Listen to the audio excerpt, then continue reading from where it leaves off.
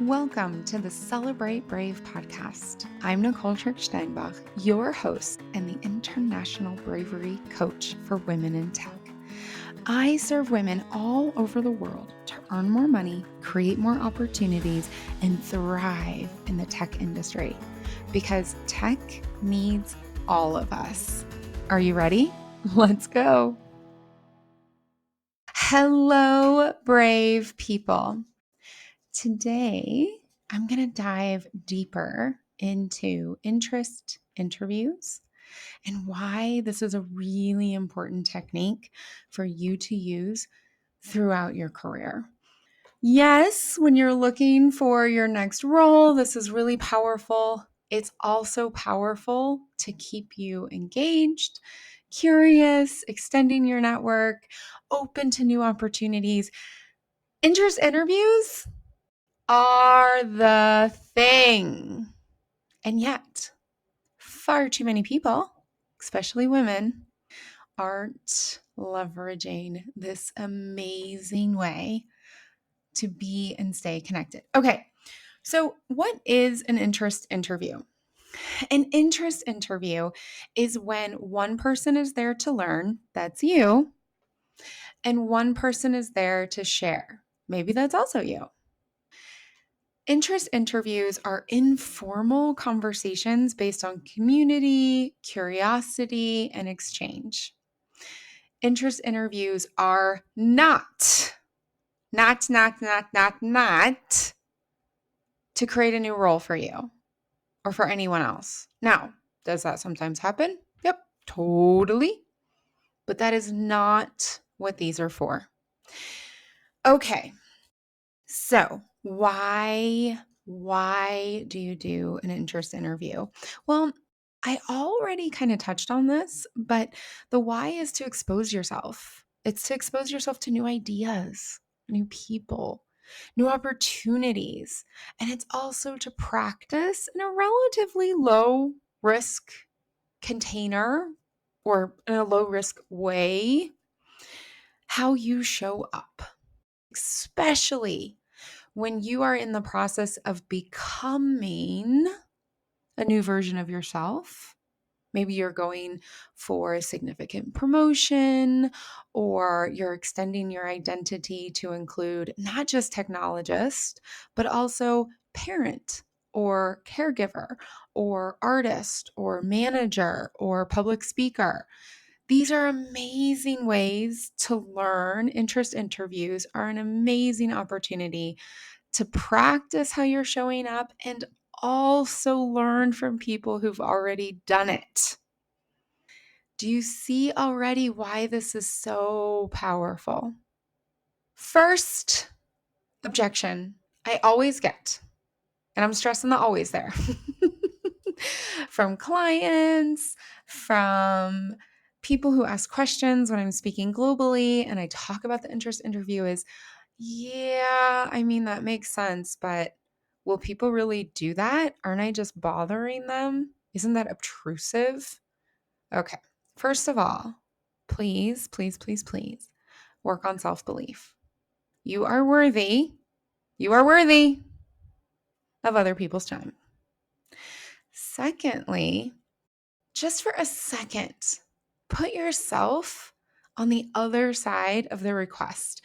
Imagine someone comes to you and says, wow, your path is so inspiring and intriguing. I'm so curious and I would love to learn from you because I'm on a similar path, or I'm also going through a transformation. Would you be open to spending a half an hour with me? May I buy you a cup of coffee for those places that are vaccinated and can sit outside? Imagine you're in that seat, especially if that person has been introduced by someone else you know. Don't you feel flattered? Wow, this person sees me and they want to learn from me? That's so cool. I mean, for real, y'all. Who doesn't want to talk about themselves? Who doesn't want to talk about themselves, especially if the other person has already said, wow, I'm really inspired by your shift into technology, by your bilingualism, by the fact that you have an amazing career and your caregiving. Wow. So, yeah, people will make time for you. It may not be instantaneous. You may have to ask and follow up a couple of times. However, they will make time. I remember the first time I was asked to be interviewed in an interest interview rather than being the person asking for the conversation. And I was on a high. It was fantastic. So, yeah, believe in yourself, know that you're worthy. And yes, people will make time to talk about themselves.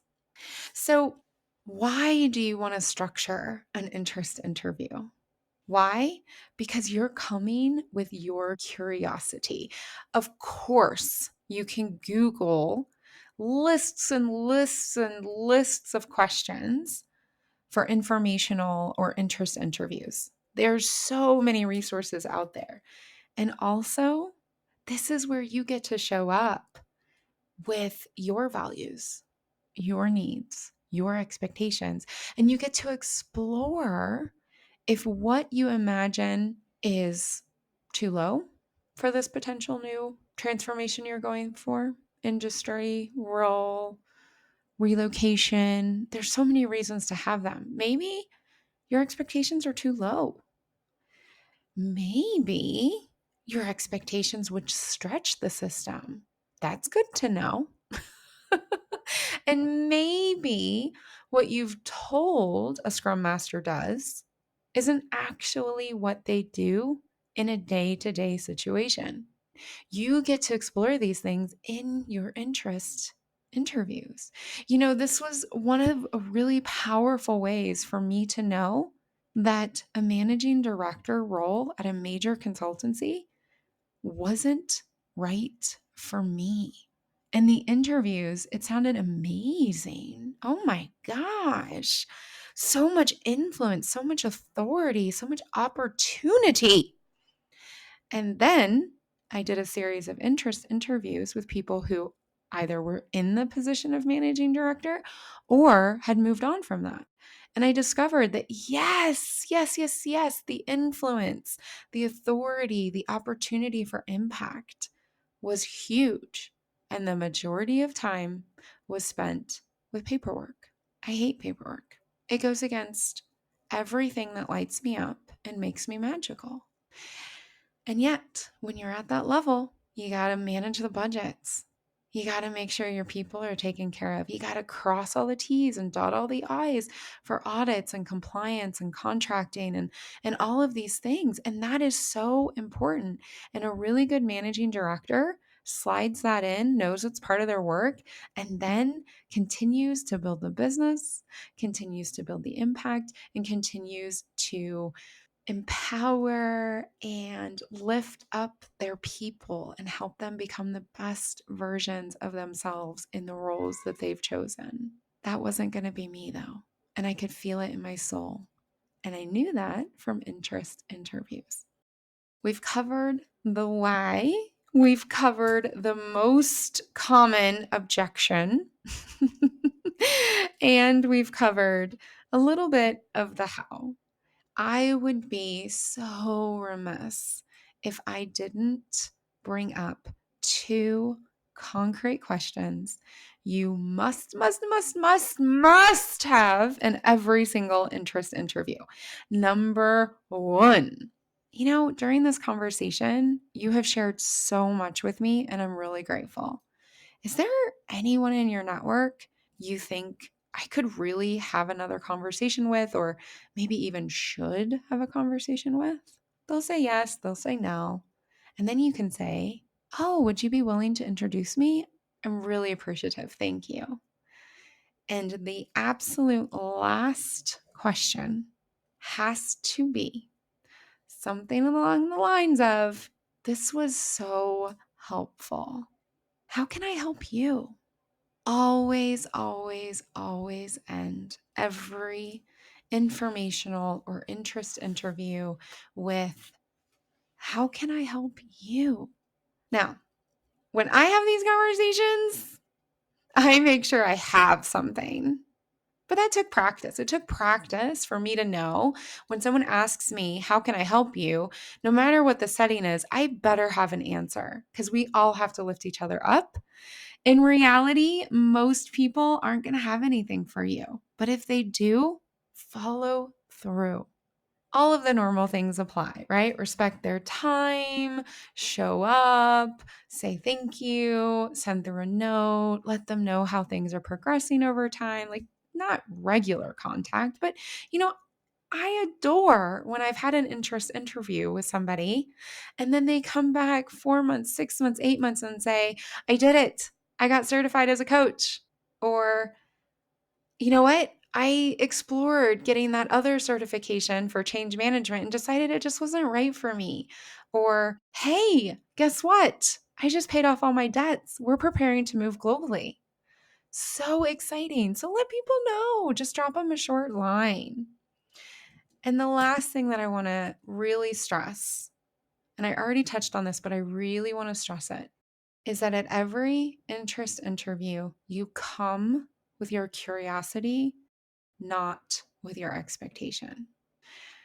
To hear a story about how a fellow woman in tech leveraged and grew through interest interviews, informational interviews, take a listen to the episode with Jess Tillis. She shares how this approach really made a difference for her, and it can definitely make a difference for you. Thank you for listening to this episode of the Celebrate Brave podcast. If you're ready to build your brave, to live a life you love, and create a career that matters to you, reach out. Together, we can spend time one-on-one to explore how I can help you. And until then, share this episode with people in your life, people who can join our movement to redefine brave, how we identify it, experience it, and celebrate it.